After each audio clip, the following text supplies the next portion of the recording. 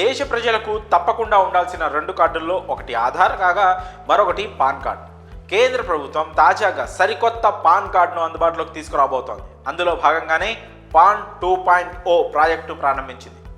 ఆర్థిక అవకతవకలు, సమాచార దోపిడీకి అడ్డుకట్ట వేసేందుకు కొత్త పాన్ కార్డును పరిచయం చేస్తున్నట్లు కేంద్రం పేర్కొంది. ఇప్పటికే పాన్ కార్డు ఉన్న వాళ్ళు మళ్ళీ అప్లై చేసుకోవాల్సిన అవసరం లేకుండానే ఆటోమేటిక్గా అప్గ్రేడ్ జరుగుతుందని కేంద్రం స్పష్టం చేసింది. కొత్త పాన్ కార్డులు అత్యాధునిక సేఫ్టీ ఫీచర్లతో క్యూఆర్ కోడ్ కలిగి ఉంటాయి. కొత్త పాన్ కార్డులో ప్రధాన ఆకర్షణ క్యూఆర్ కోడ్. ప్రస్తుత పాన్ కార్డుదారులు కొత్త పాన్ కార్డులు ఎలా పొందాలనే సందేహం ఎక్కువ మంది నుంచి వస్తోంది. అది ఎలాగో చూద్దాం. ఒకసారి ఆదాయపు పన్ను విభాగం రికార్డులో అడ్రస్ అప్డేట్ చేయగానే క్యూఆర్ కోడ్ కలిగిన ఈ పాన్ను పన్ను చెల్లింపుదారు రిజిస్టర్డ్ ఈమెయిల్ ఐడికి పంపుతారు. 50 రూపాయలు ఫీజు చెల్లించి పాన్ కార్డును ప్రింట్ తీసుకోవచ్చు. సాధారణంగా పాన్ కార్డుపై ఎక్కడా చిరునామా ఉండదు. దీంతో చాలామంది చిరునామాలను అప్డేట్ చేయకుండా వదిలేస్తారు. పాన్ కార్డుపై చిరునామా లేనప్పటికీ ఆదాయపు పన్ను రికార్డుల్లో ప్రస్తుత చిరునామాను ఇవ్వాల్సిందిగా నిపుణులు సూచిస్తున్నారు. ఆర్థిక సంస్థలు పన్ను వర్గాలతో సంప్రదింపులు చేయడానికి సరైన చిరునామా ఉపయోగపడుతుంది.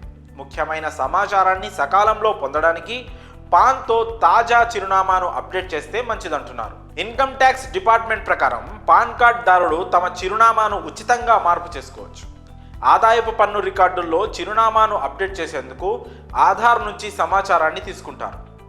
ఆధార్తో పాన్ కార్డును అనుసంధానం చేసుకున్న వారు ఈ సౌకర్యాన్ని వినియోగించుకోవచ్చు. తద్వారా ఆధార్ ప్రకారం పాన్ డేటాబేస్లో అడ్రస్ మార్చుకోవచ్చు.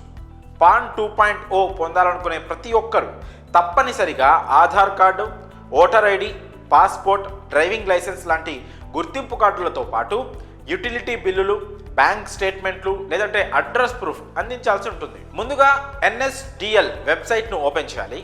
మీ పాన్, ఆధార్, పుట్టిన తేదీని ఎంటర్ చేయాలి. అవసరమైన సమాచారాన్ని అందించాలి. ఆ తర్వాత మీ మొబైల్ నెంబర్కు ఒక OTP వస్తుంది.